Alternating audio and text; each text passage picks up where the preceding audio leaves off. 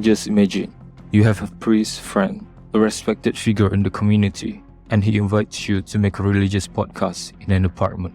It seems like a good deal because you will get paid for it, but the next thing you know, the friend that is known for his friendliness and always smiling was then choking you to death without any clear reason. Quite a scary thought, isn't it? Well, that's what actually happened just recently. A young Indonesian priest killed his friend and put her in a black plastic bag inside a trolley, where the body then throws underneath a toll bridge nearby. But why? It all starts with just a photo of the victim that the perpetrator see on social media a year before.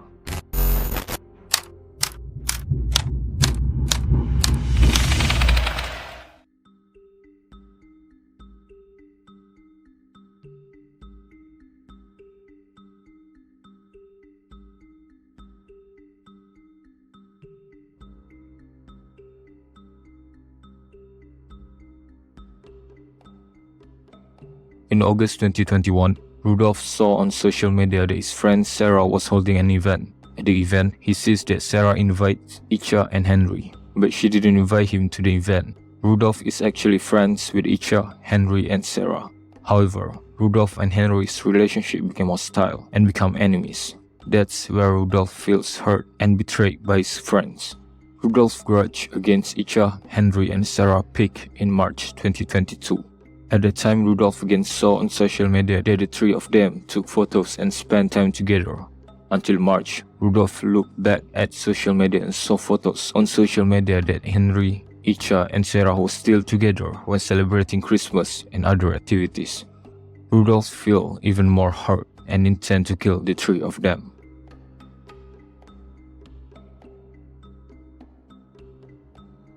Since March 2022, Rudolf intends to kill Icha, Henry, and Sarah.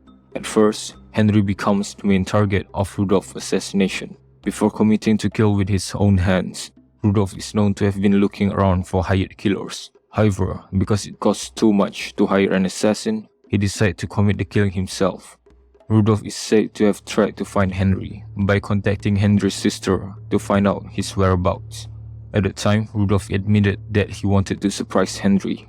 However, Henry's sister did not respond to his request, so Rudolf shifted his target of killing to Icha. He admitted that it was easier to kill Icha because their friendship was still in good terms. Rudolf knew Icha quite well because they once were in the same Christian community member, so Rudolf knew that Icha would agree if Rudolf asked him to do a podcast.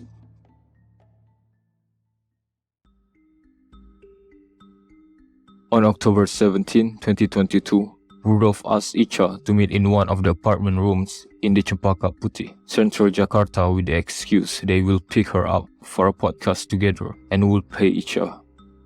Icha, who doesn't have any doubts, accepts the offer. Rudolf picked up his victim in the Meruya area and walked to the apartment in the Central Jakarta area. On the way, Rudolf lies to Icha and tells her about the scene related to a spiritual podcast in which there will be a health necklace sponsor. In this scene, the flow of the health necklace promotion begins when Icha plays the role of a kidnapped victim and is tied on chair from her hands to her feet. Icha agreed to the podcast scenario by Rudolf. On the next CCTV, Rudolf and Icha are seen in the elevator together.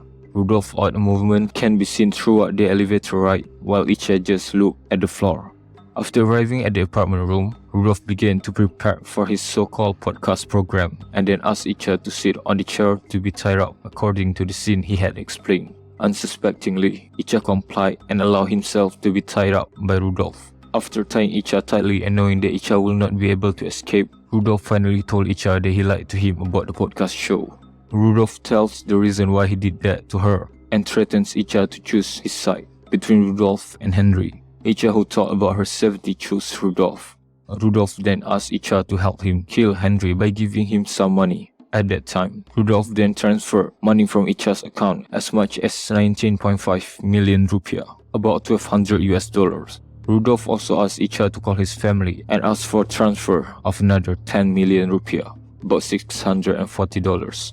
After receiving some money, Rudolf again asked if Icha would report him if he let her go. Even though Icha answered that she wouldn't report him to the police, Rudolf didn't believe it. Instead, Rudolf abused Icha by slapping her twice and then choking her. Icha struggled to breathe, but she could not do anything since all his limbs is tied up.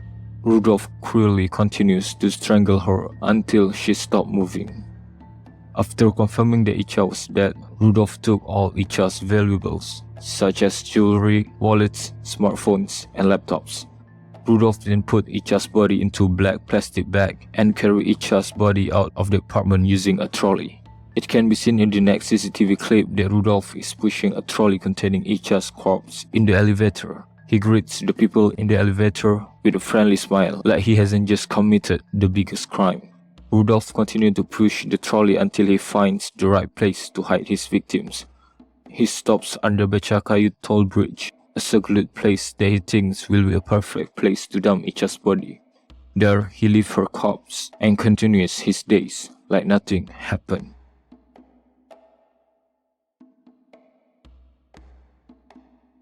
On the same day at 9 p.m., Icha's corpse was found piled in a plastic bag under the Becakayu toll bridge, Bekasi, by a coffee stall seller that opened his stall nearby the toll bridge.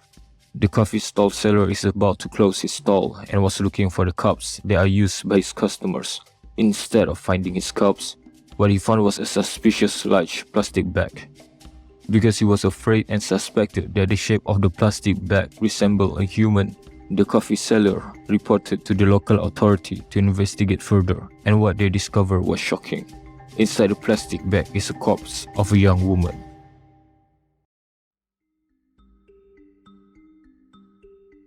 Police continued to investigate the location where the body was found, and several witnesses were also asked to assist in the investigation.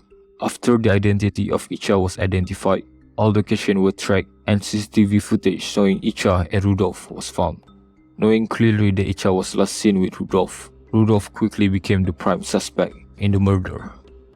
Rudolph's location was later tracked down and eventually arrested at the electronic pawn shop in Pondok Gede, where he sold the laptop from Icha. Upon arrest and questioning, Rudolph confessed to killing Icha out of revenge. The suspect admitted that he was hurt and had a grudge related to problems in their circle of friends. Rudolph also tells that he has no special relationship with Icha, they are just ordinary friends. Rudolph is still in police custody and further investigations are underway. The sentence for this murderer priest has not yet been decided.